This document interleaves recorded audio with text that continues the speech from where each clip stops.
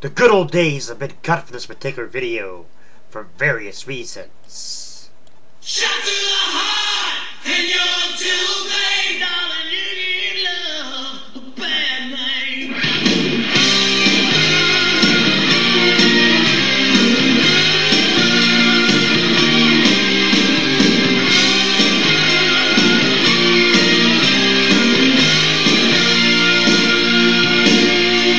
Thank you so much for going down memory lane with me. Let me take you back and tell you a story. A story about a girl named Regina Watkins. When I was still working at Daco's Family Restaurant back in the day, like I said before in the previous video about Hardee's down here down memory lane, my mom had worked there, and my mom had met. There was a girl working there. Her name was Regina Watkins. Regina was a average build. She was a real heavy set, but she was a little chunky, if you will. She wore glasses. She had real long brown hair past her shoulders. Regina was a nice looking girl, man, if I do say so myself. But she ended up. I ended up going into Hardee's one time with my cousin Junior to come in. I went in to my mom to get house keys or something or another, or some money or something. I forget how it went. I think it was house keys basically, because of course I was working at Dago's. Anyway, nonetheless, I guess Regina had told my mom that she had thought I was good looking, and like every other girl, she's like. Well, first off, she had written me a note and told my mom to give it to her, or told my mom to give it to me. Anyway, nonetheless, she ended up telling me, Roger, when I first saw you, you stole my heart with your beautiful blue eyes. And I don't know what it is, but for some reason, other girls always, who has always felt for me, always noticed my eyes, my blue eyes, beautiful blue eyes. Awesome, oh, your eyes, oh, I love your eyes. I don't know why that is. Anyway, of course, it's just a woman thing. Anyway, nonetheless, but Regina told me, I stole her heart with her beautiful blue eyes, and or with my beautiful blue eyes. Okay, I'm confusing myself here. Anyway, nonetheless, she had told me that, and she had told me that she would like to go out sometime. Well, one day after she got off of Hardee's and whatnot, and I was there. And I waited, and we was going to go out on a date. Regina was in a group home, nonetheless, over there around the Jackson area. Jackson. There was Maslin, then there was the Perry, and then there was Jackson. And like I said, it's very confusing. I'm not going to go into that because we'll be here all day. But anyway, nonetheless. Basically, she did in like a group home and on the Jackson, North Canson area. Anyway, nonetheless, she, after it was all said and done, a couple of her friends decided, that they were getting ready to move into her apartment or whatever. So Regina and I went over there. And back then, I was the type of guy, I was shy. The whole shy thing, going to play with Star Guys in the Vaults, know about my high school crush and my first real crush, and you know what I'm talking about.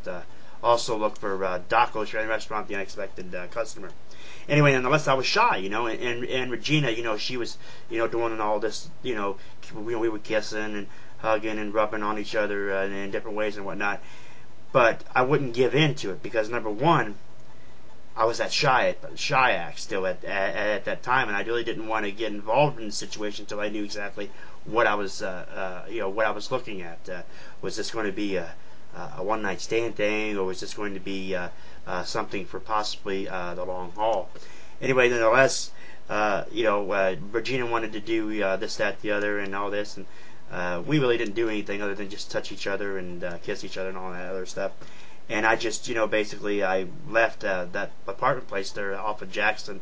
They're off of Wales Road, if you will. And I went up there to what was a Dairy Mart then, and called my cousin Junior and asked him if he'd come pick me up. And him and my Uncle George came and picked me up and took me home and whatnot. Well, the next day, that was a Friday night. The next day, Regina and I met over there at the skatery there in Jackson.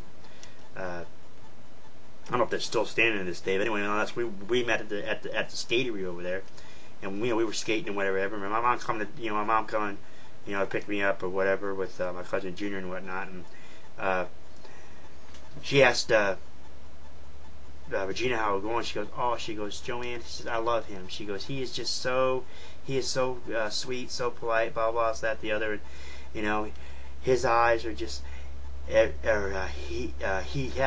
had me doing anything, or he has me doing anything that he wants when he looks at me because of his eyes.